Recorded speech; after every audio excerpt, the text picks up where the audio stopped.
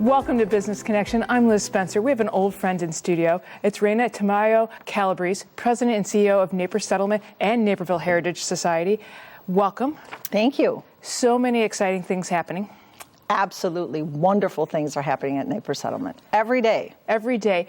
And, you know, many of us think we know Naperville Settlement and what's going on, but we probably don't have an updated picture. So I'm glad you're here today to tell us about Naperville Settlement. What should we know? Let's start off big. Well, I think in the big picture, we ought to know that we are twice nationally accredited museum and that our mansion is on the National Registry of Historic Sites. So when you're looking for those big opportunities and you say, I want to go to a really great museum, think of the one that you have in your own backyard, because here we are.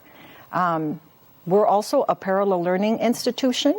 We have the stuff that you learn about in your textbooks. We not only have the stuff, but we have the stories that go along with the stuff of the things that you learn in your textbooks. And that can be from preschoolers all the way through higher education.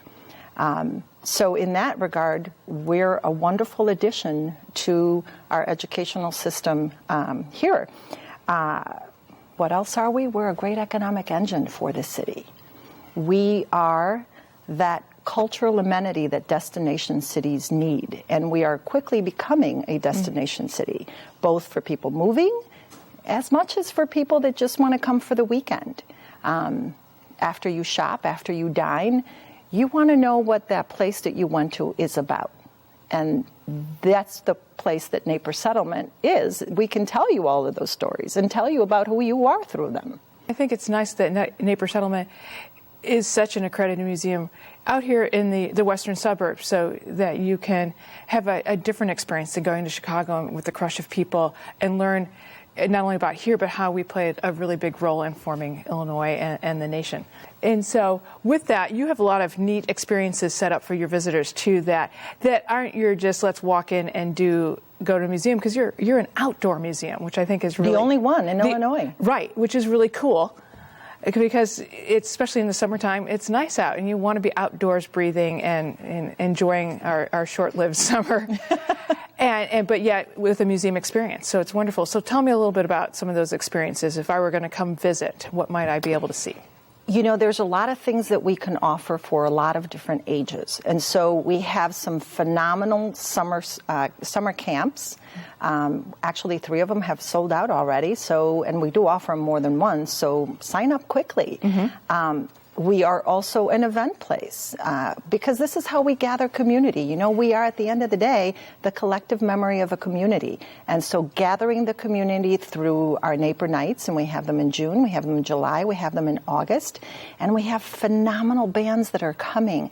And it's a great time to just spend an evening together, whether it's on a date night or whether it's a family night, because we also have great places for the kids to play and to paint and to put puzzles together, all sorts of things that are also for them to have dinner. Like I said, we have our great camps, we have Naper Nights, and then we also have the things that we have throughout the year. For example, we have an award-winning exhibit.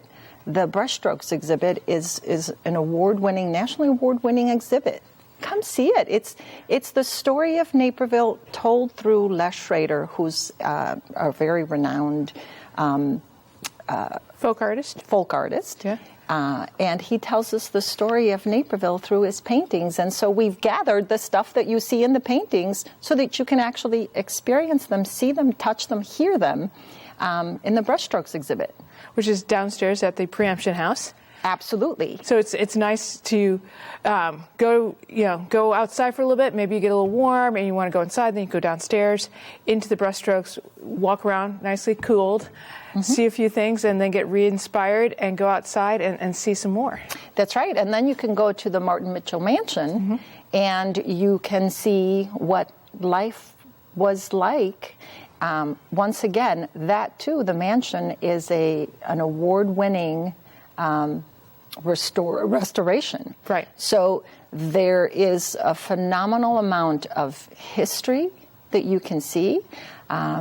The sisters, as you might know, lost their father early on, and they kept the business, and they built the business, and they had a very successful business even after their father died. This was at a time when women weren't doing those sorts of things. There's fabulous stories there about family, about women, about perseverance, about grit that you can find in that mansion. A lot of life. A lot of life. Well, it's interesting to see and walk through and get an idea of what it was like back in that time period. And that is kind of the backdrop for many of the events. You mentioned Naper Nights, and that's on the lawn right there. And then you do a lot of other neat things, too, right outside that mansion. We do Civil War Days there, for example, which also has happened. If you haven't seen it this year, you make sure to come back next year because it's really phenomenal. We have Settlement Sundays. We also have Trades Days. That's going to be coming up July 26th, for example. We have the Hometown Picnic on August 8th. And for those people that say that sort of very family picnic has gone with the times and it's no longer here, come see it. And it's usually the time and the once a year that we pull out the Naper Pumper. And if you've never seen it, it's really, really cool. And your kids can actually get to pump the pumper to watch the water come out in the way that they used to put out fires right after the Chicago fire. I love the Hometown Picnic. You mentioned community, and it's an all-afternoon event, and everybody can come in and go out, and that's right. I feel like when I go to that I can see the entire town. Think about Hometown Picnic, think about coming to Naper Nights, and think about our playscape. If you have small children, the playscape is it's just such a wonderful place because it's a tool. It's a great place to come and have fun, but it is a learning tool. It is all of Naperville in a play area. It's got the plank road. It's got water. It's got water.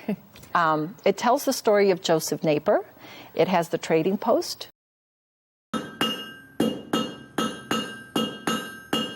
Raina, one of the things I really love is to watch the professional educators in their period clothing guide the school children. It's just wonderful to sit and listen. Tell me a little bit about it. Why is it so important? Well, we welcomed this year over 34,000 school children from 101 school districts throughout the state. And so it tells you that we're a very important component of education because oftentimes the schools only get one field trip a year, and they're choosing us. And there is an important reason, and I think part of the reason is that our staff, our educators, are so good at what they do. A lot of them have their masters, their doctorates, their college education based on how to teach children. So while it's fun for the kids, it is most definitely educational. It's an immersive educational experience. It's where they bring to life the experience so that they have more than just the context, so that they really feel it and understand it from a different perspective. And I also think that it is very hands-on. They actually get to feel and see what was made in the blacksmith shop, for example. They get to feel the heat. They get to see the sparks and the fire. And they listen to somebody that tells them one important lesson. If you don't work, you don't eat. Because that's how life was. And then you get to the schoolhouse and you see the difference of how kids were taught then and how kids are taught now. And there are important lessons for the kids there, both in terms of the education, but in terms of a life experience.